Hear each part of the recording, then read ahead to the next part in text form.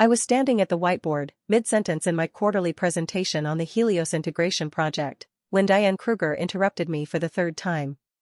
She'd been promoted to senior director 6 weeks earlier, a nepotism appointment courtesy of her uncle on the executive board, and she'd spent every day since then proving she had no idea what the role actually required. "Tisa, can we skip ahead to the implementation timeline?" Her voice carried that particular edge of impatience that people use when they want everyone in the room to know they're the most important person present. "We don't need the full historical context." I paused, marker still touching the board. Behind me, I'd been mapping out the dependency chains that connected our integration work to 11 other active projects across 4 divisions. The Helios project wasn't just another software rollout. It was the central nervous system for Glory's entire client management infrastructure, a $340 million platform that, when completed, would either revolutionize our market position or destroy us if implemented incorrectly. "The context isn't historical," I said, keeping my tone even. "It's structural. These dependencies determine. I think we can trust people to understand their own projects without a lecture." Diane smiled, but her eyes were flat. Cold. She was performing for the room, establishing dominance. Classic overcompensation from someone who suspects they're in over their head. I'd seen it before. Hell, I'd watched 3 previous directors navigate these waters successfully by recognizing what they didn't know and relying on people like me. People who'd been deep in Glory's systems since before half the current executives even knew the company existed. Diane had chosen a different path.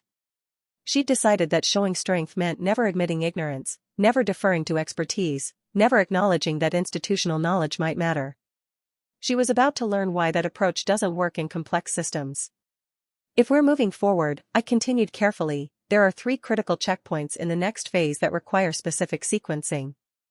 The vendor contracts have clauses that." "Tisa." Diane stood up, smoothing her jacket. "You think too far ahead. Always overthinking, always finding problems that don't exist yet." She turned to address the room, her voice dripping with condescension. "This is exactly the kind of analysis paralysis that slows projects down. We need action-oriented leadership, not endless contingency planning." The room went quiet. I felt the temperature shift, that particular silence that happens when everyone recognizes they're witnessing something that will be discussed in hushed tones later. When you work in corporate environments long enough, you develop a sense for these moments, the ones that split timelines into before and after. I closed my marker slowly. Set it down on the tray beneath the whiteboard. The click of plastic on metal seemed unnaturally loud. "I see," I said. "Going forward, I'm reassigning project leadership on Helios to Carter Whitfield." Diane gestured to a young man 3 seats down. Carter had joined Glory 8 months ago with an impressive resume from a competitor and absolutely zero understanding of our specific infrastructure. He looked as shocked as everyone else. "Carter has a track record of decisive execution. We need that energy on this project." She turned back to me, and I watched her recalibrate her expression into something she probably thought looked sympathetic. "Tisa, you've done solid foundational work here. Really solid. But I think you'll be happier returning to your original role in systems architecture. Less pressure, more time to dive deep into the technical details you clearly enjoy." A demotion. Delivered in front of 15 colleagues, framed as a favor. I've learned over the years that there's a particular kind of power in staying calm when someone expects you to break. The angrier they want you to be, the more control you gain by refusing to give them that satisfaction. So I gathered my materials, laptop, folders, the handwritten notes I'd been preparing for 3 weeks, and stood. "I'll need to brief Carter on the project architecture," I said. My voice was steady. Professional. "There are elements that aren't documented in the standard repositories." "That won't be necessary." Diane was already turning away, dismissing me. "We have comprehensive documentation. That's what documentation is for, right? Carter's perfectly capable of reading through the files." I could have explained, right then, why that wouldn't work. Could have detailed the dozens of informal agreements, verbal commitments, and relationship-based protocols that held the entire Helios ecosystem together. Could have mentioned the legacy integration clauses buried in contracts from 2019, the ones that required specific authorization sequences that only 3 people in the company understood, and I was one of them. I could have explained all of that. Instead, I nodded once and walked out. The thing about corporate revenge fantasies that people love to watch unfold, and trust me, you're about to enjoy this one, is that the best ones don't require the protagonist to do anything vindictive or unethical. The best ones simply require stepping back and letting natural consequences play out. Sometimes the most devastating action you can take is no action at all. I took the elevator down to the system's architecture floor, feeling oddly light. When you've been carrying the weight of mission-critical infrastructure for over a decade, there's a strange liberation in being told to set it down. Even if the person giving the order doesn't understand what they're actually asking you to drop. My old desk was still available, systems architecture had high turnover, and nobody had filled my spot when I'd moved up to the Helios role 18 months earlier. I spent the rest of Thursday organizing files and updating my resume. Not because I planned to leave immediately, but because I wanted to be ready when the inevitable happened. The first message came at 4:47 p.m. Carter Whitfield, hey Tisa, quick question about the Phase 2 vendor coordination. I'm looking at the project files but can't find the contact list for the Stratford Systems integration team. Do you have that somewhere? I stared at the message for a long moment. The contact list he wanted wasn't just a spreadsheet of names and emails. It was a relationship map built over 4 years of negotiations, failed launches, and rebuilt trust. The key contact at Stratford, a woman named Helena Voss, had been burned by Glory's previous integration attempt and had only agreed to work with us again because I'd personally spent 6 months rebuilding that bridge. She didn't respond to generic corporate communications. She worked on relationship and track record. I typed back, those relationships are maintained through direct contact rather than documented channels. You'll want to reach out to their general project intake. Carter, okay, but do you have Helena Voss's direct line? She's listed as the primary coordinator. I didn't respond to that one. Carter would figure out soon enough that Helena's direct line wouldn't help him if he didn't already have her trust. Friday morning arrived with an email from Diane, sent to the entire project team at 8:03 a.m. Subject, Helios Integration Accelerated Timeline. Team. Effective immediately, we're moving the Phase 2 launch date forward by 3 weeks. Our clients are demanding faster results, and we're going to deliver. Carter Whitfield will be leading a streamlined approach that eliminates unnecessary contingency planning and focuses on rapid execution. This is an exciting opportunity to show what Glory Technologies can do when we commit to action over analysis. Diane. I read it twice, making sure I'd understood correctly. She was cutting 3 weeks from a timeline that was already aggressive. 3 weeks that I'd specifically built in to account for the sequential dependencies I'd been trying to explain when she cut me off. I forwarded the email to my personal account, just for documentation purposes, and then opened my calendar. Cleared out all my Helios meetings. If I wasn't on the project, there was no reason for me to maintain those placeholders.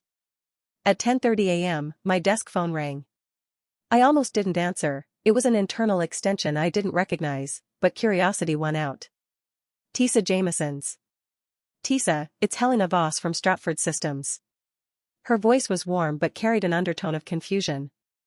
I just got a very strange email from someone named Carter Whitfield asking me to expedite our integration timeline. He seems to think we can compress 4 months of work into 6 weeks. I closed my eyes. Of course. Diane had demanded an accelerated schedule, and Carter was scrambling to make the numbers work without understanding what the numbers represented. Helena, I'm no longer leading the Helios project. Silence on the other end. Then, since when? Since yesterday. Another pause, longer this time. Tisa, you know our contract has specific clauses about project leadership continuity. We included those after the disaster in 2021. If Glory is changing leadership on a live integration without proper transition protocols, we have grounds to suspend our participation pending review. I did know that. I negotiated those clauses personally. They were buried in Appendix F of the Stratford Master Services Agreement, a section that most people never read because it looked like standard legal boilerplate. But Helena and I had crafted that language specifically to prevent exactly this kind of situation, a new director swooping in, making changes without understanding the consequences, and expecting vendors to simply comply. You'll need to discuss that with Carter Whitfield or Diane Kruger, I said carefully. I don't have authority on the project anymore. Understood. Helena's tone had shifted to something cooler, more formal. Professional distance. I'll be sending a formal notice to Glory's executive team by end of business today. Given the leadership change, Stratford is invoking the review clause. All integration work will be paused pending a satisfactory continuity assessment. She hung up. I sat very still, staring at my phone. The first domino had fallen. Not because I'd pushed it, I'd simply stepped aside and let the natural consequences of Diane's decision play out. Helena wasn't being difficult or unreasonable. She was protecting her company from the exact scenario that had cost them hundreds of thousands of dollars 3 years ago. The Stratford pause would cascade. I knew this because I'd designed the integration architecture. When Stratford stopped, 2 other vendors with dependent timelines would automatically trigger their own review clauses. Those pauses would ripple outward, affecting client deliverables, revenue projections, and ultimately the board-level commitments that Diane's uncle had made regarding Glory's growth targets. All because someone didn't want to listen to the person who understood how the pieces fit together. I went to lunch at a small cafe 3 blocks from the office, one of those places with mismatched furniture and genuinely good sandwiches. I ordered the Mediterranean wrap and sat by the window, watching people hurry past with their to-go orders and harried expressions. The afternoon sun cut through the glass at an angle that made everything look slightly golden, slightly unreal. My phone buzzed. A text from Stephanie Zhou, one of the senior engineers on the Helios team. Stephanie, what the hell is happening? Carter just got off a call with Stratford and he's freaking out. They're suspending integration work? I finished chewing before responding. Not my project anymore. You'll need to talk to Carter or Diane. Stephanie, Tisa, come on. We all know this is insane. You built this whole thing. I gave them the opportunity to understand the dependencies. They chose not to listen. Stephanie, can you at least tell Carter what he needs to do to fix this? I thought about that. Considered the ethics of withholding information, the professional obligation to help the company succeed, the reasonable expectation that I should rise above Diane's pettiness and do what was best for Glory. Then I thought about standing in front of 15 people while someone who'd been in her role for 6 weeks told me I thought too far ahead. Thought about being demoted not because of poor performance but because my expertise made someone insecure. Not my role anymore, I typed back. I'm sure Carter will figure it out. I turned my phone face down on the table and finished my sandwich. The weekend passed quietly. I spent Saturday at a farmer's market, bought fresh flowers for my apartment, and caught up on the novel I'd been trying to finish for 3 months. Sunday I went to a museum exhibit on contemporary architecture, the kind of slow, thoughtful activity that I rarely made time for during project crunch periods. I didn't check my work email once. Monday morning, 7:45 a.m. I was at my desk with coffee, reviewing a technical specification that had nothing to do with Helios, when Diane burst through the system's architecture floor entrance. She looked like she hadn't slept. Her normally perfect hair was pulled back in a messy knot, and her jacket was wrinkled. She scanned the room, spotted me, and made a direct line for my desk. Why are we completely unprepared? She didn't bother with pleasantries. Just stopped in front of my desk, hands on hips, vibrating with barely controlled panic. Why didn't anyone tell me that Stratford could just halt the entire project? Why isn't there documentation for any of these vendor relationships? Why? I tried to explain the dependencies in Thursday's meeting, I said, keeping my voice level. You told me I was overthinking. That's not, she stopped, recalibrated. When she spoke again, her tone had shifted to something attempting conciliation. Look, I may have been unclear about expectations. But right now I need you to fix this. Stratford won't return Carter's calls.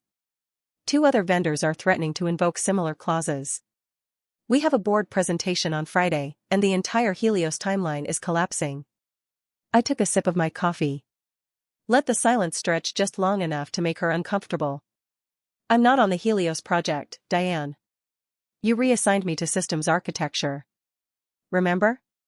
Less pressure, more time for technical details? Her jaw tightened. This isn't the time for. For what? Following the organizational structure you established? I set my mug down carefully. You made a leadership decision. Carter is perfectly capable. You said so yourself. Tisa. She was trying to sound authoritative, but I could hear the edge of desperation creeping in. I'm directing you, as your supervisor, to provide immediate transition support on Helios. That would require pulling me away from my current assignments in systems architecture. I gestured at my computer screen. I'm currently working on infrastructure documentation that was explicitly deprioritized during my time on Helios. If you want me to context switch back, you'll need to explain to the systems architecture director why their deliverables are being delayed. It was technically true. Every word of it. Also completely beside the point, and we both knew it. The real question wasn't about current assignments or documentation priorities. The real question was whether I was going to save her from the consequences of her own arrogance. I'd already decided the answer to that question on Thursday afternoon. Diane stared at me for a long moment. I watched her run through options, weighing her leverage, trying to figure out how to compel compliance. Eventually, she turned and walked away without another word. Her footsteps were sharp against the floor, each click a tiny percussion of frustration. I went back to my documentation work. At 2:17 p.m., my phone rang. External number, but one I recognized immediately, Grayson Aldrich, CEO of Stratford Systems. I'd worked with Grayson on 3 major integrations over the past 6 years. We had the kind of professional relationship built on mutual competence and respect, the rare kind where you can have difficult conversations without political posturing. Grayson, I answered. I'm guessing this isn't a social call. Tisa. His voice was grave. I need to understand what's happening at Glory. Helena sent me the leadership transition notice, and I've been reviewing the contract clauses. This is exactly the scenario we built protections against. I'm aware. Are you still on the project? No. I was removed from leadership on Thursday. He swore quietly. Who made that call? New senior director. Diane Kruger. And who's replacing you? Carter Whitfield. He's competent, but he's new to Glory's infrastructure. He doesn't have the relationship context or the institutional knowledge. Another pause. I could hear him thinking, weighing his options. Stratford had $8 million in contracted revenue tied to the Helios integration. Walking away would hurt them too. But continuing with inadequate leadership would risk repeating the failures that had cost them so much in 2021. Tisa, I'm going to be direct. Our contract specifies that you or someone with equivalent expertise needs to be in a leadership role for us to proceed. That was non-negotiable for us. If Glory has removed you without providing an adequate replacement, we have grounds to terminate for cause. I understand. Can you get back on the project?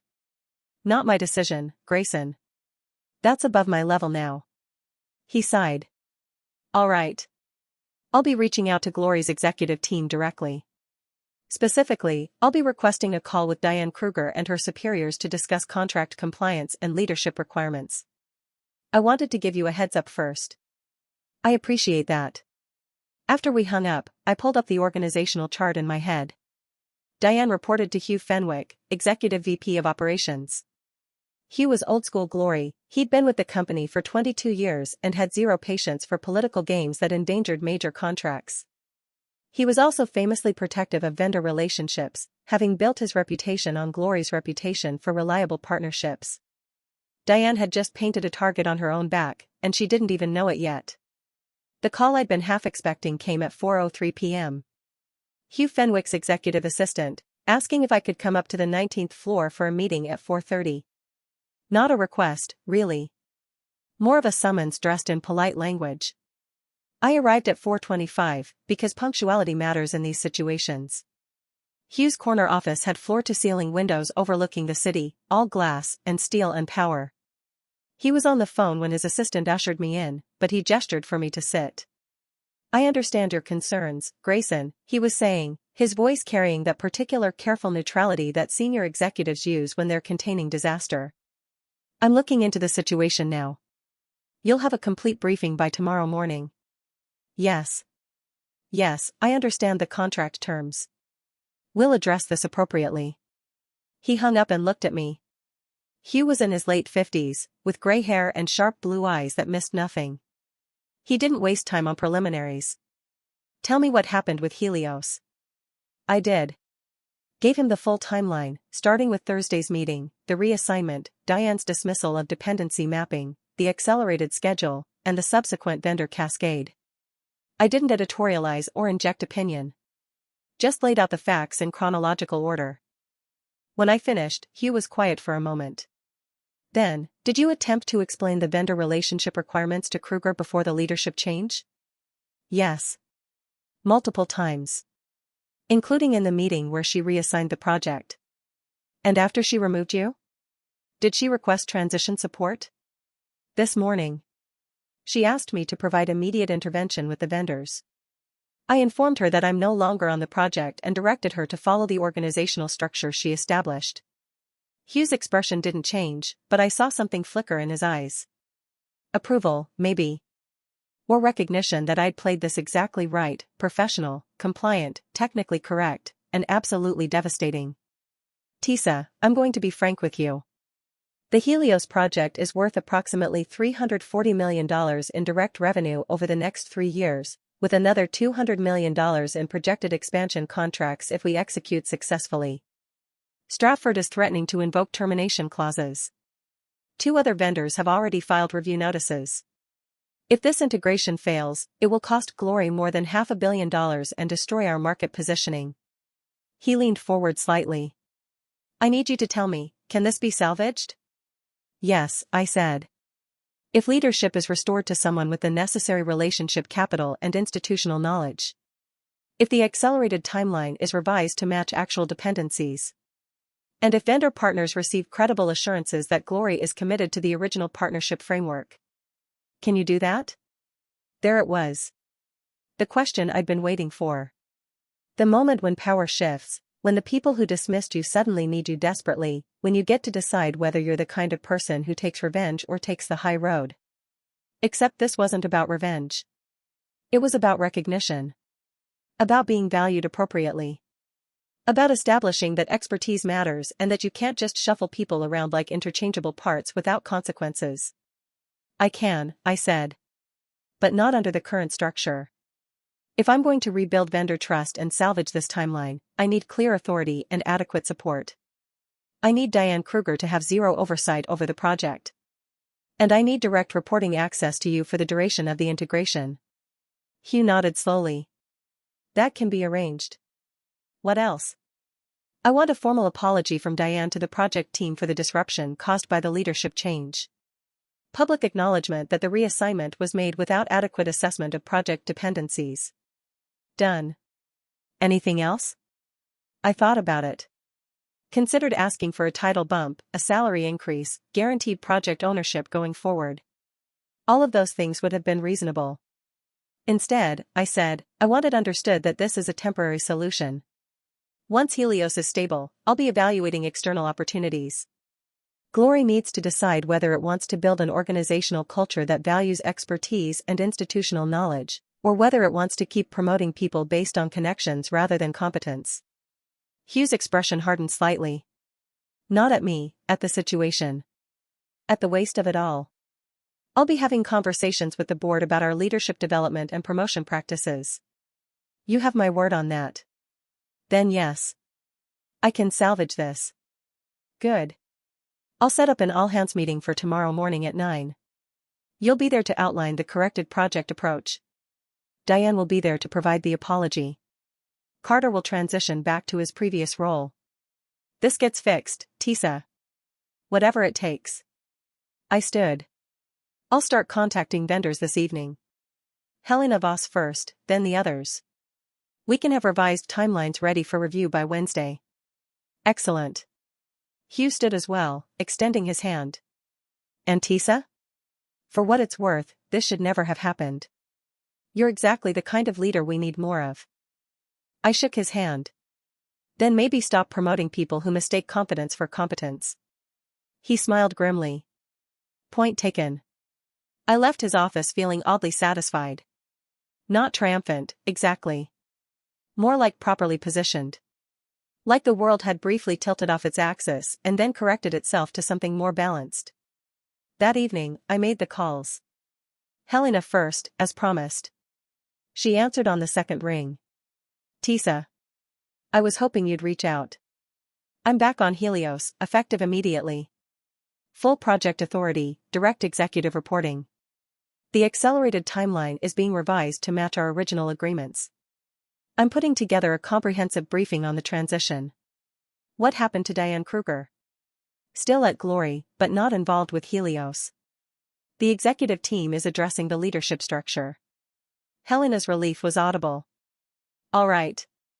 On that basis, I'm willing to rescind the suspension notice. But Tisa, we need assurances this won't happen again. You'll have them in writing. Along with enhanced continuity protections in case of future transitions. Perfect. I'll let my team know we're back on track. The other vendor calls went similarly. By 8 p.m., I'd secured commitments from all 3 suspended partners to resume work.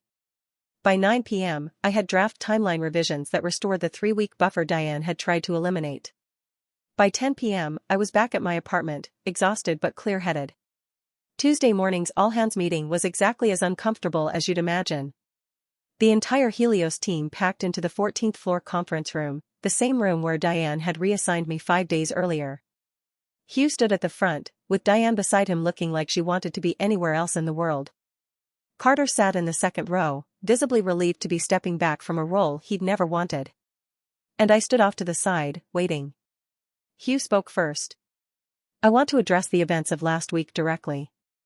There was a leadership change on the Helios project that was implemented without adequate assessment of project dependencies, vendor requirements, or transition protocols. This was a failure of judgment that nearly cost Glory hundreds of millions in revenue and irreparable damage to key partnerships. He turned to Diane. Diane has something she'd like to say to the team. Diane stepped forward. Her jaw was tight, her posture rigid. Everything about her body language screamed resistance, but she'd clearly been given no choice. I made a mistake last week in reassigning project leadership without properly understanding the full scope of vendor relationships and contractual requirements. This caused significant disruption to the project and our partners. I apologize to the team and to Tisa specifically for not recognizing the value of her expertise and institutional knowledge. It wasn't heartfelt. It was barely civil. But it was public acknowledgement, witnessed by everyone who'd seen my demotion, and that was enough. Hugh continued. Effective immediately, Tisa Jamesons is restored to full project leadership on Helios, with direct reporting to my office for the duration of the integration. Carter Whitfield returns to his previous role in strategic initiatives. And I want to be crystal clear, this project succeeds because we have the right expertise in the right positions. Anyone who has questions about that is welcome to discuss it with me privately. He looked around the room, making eye contact with multiple people. We're better than this. We're better than organizational politics and ego-driven decisions. Glory succeeds when we trust expertise, build relationships, and execute with precision. That's the standard going forward. The meeting concluded 15 minutes later, after I'd given a brief overview of the vendor situation and the revised timeline. People filed out quietly, most avoiding eye contact with Diane. Stephanie caught my eye as she left and gave me a subtle thumbs up. I stayed behind to finalize meeting notes with Hugh. When everyone else had cleared out, he closed the conference room door and turned to me. That was handled well.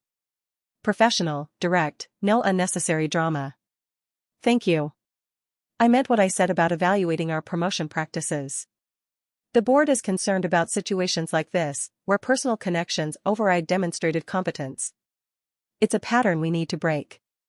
Will Diane still be in a leadership role? Hugh's expression went carefully neutral. Diane is being reassigned to a strategic planning position that doesn't involve direct project authority. She'll report to a different division. It's being framed as a lateral move, but effectively it's a demotion. Her uncle on the board understands why this is necessary. I nodded. And for the future? When Helios completes? We'd like you to stay at Glory. We're prepared to discuss terms that reflect your actual value, title, compensation, project selection authority. But I understand if you're considering other options. If you do leave, I want you to know it will be on your terms, with full support and excellent references. I appreciate that. I'll think about it. He smiled slightly. That's all I can ask. The next 3 months passed in a blur of rebuilt timelines, vendor coordination calls, and technical implementation that actually followed the careful dependency mapping I'd originally outlined. The Helios integration launched on schedule, my original schedule, not Diane's accelerated fantasy, and performed exactly as projected. Stratford's integration went flawlessly. The other vendors hit their marks. The client rollout exceeded expectations. And at the following quarter's board meeting, Hugh presented results that showed Helios tracking toward $380 million in revenue, exceeding projections by 12%. I received a promotion to VP of Strategic Integration, a role created specifically to leverage institutional knowledge and vendor relationships. My salary increased by 40%. I got my own office on the 19th floor, 2 doors down from Hugh. Diane left Glory 3 weeks after Helios launched. The official story was that she'd accepted a position at another company, a smaller firm where her uncle had connections. The unofficial story was that she'd been quietly encouraged to pursue other opportunities after it became clear that her leadership approach created more problems than it solved. I ran into Carter in the elevator one day, about 4 months after everything happened. He looked relieved to be back in strategic initiatives, working on long-term planning rather than managing the kind of real-time operational complexity that Helios demanded. "I never thanked you properly," he said as we rode up together. "For not letting me completely destroy that project. I was in way over my head."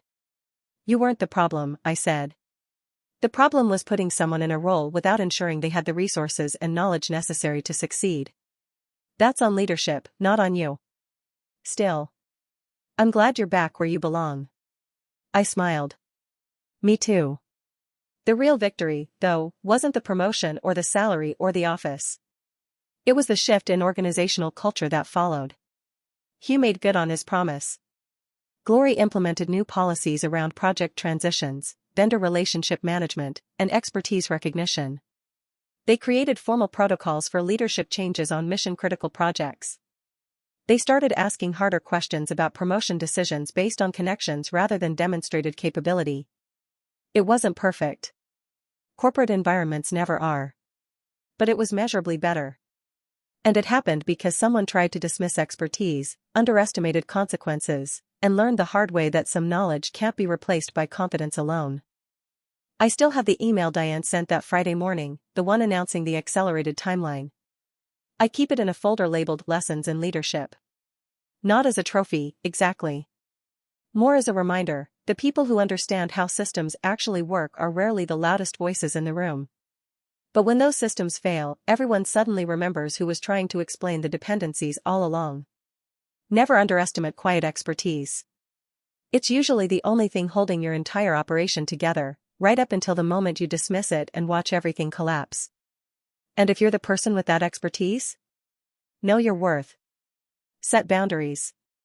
Let natural consequences teach the lessons that warnings couldn't. Sometimes the most powerful move is simply stepping back and letting people experience the full weight of their own decisions. The corporate world needs more people willing to speak truth to power, even when power doesn't want to listen. But it also needs people willing to walk away when their expertise isn't valued, because that's often the only way to force organizations to recognize what they're actually losing. Stay sharp out there.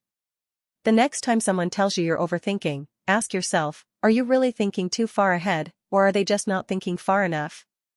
Usually, it's the latter. And usually, they'll figure that out right around the time everything falls apart without you. Thanks for staying with this story. There are more tales of workplace justice and professional reckonings where this came from. Hit that follow if you want to see how these situations continue to unfold when competence meets consequences.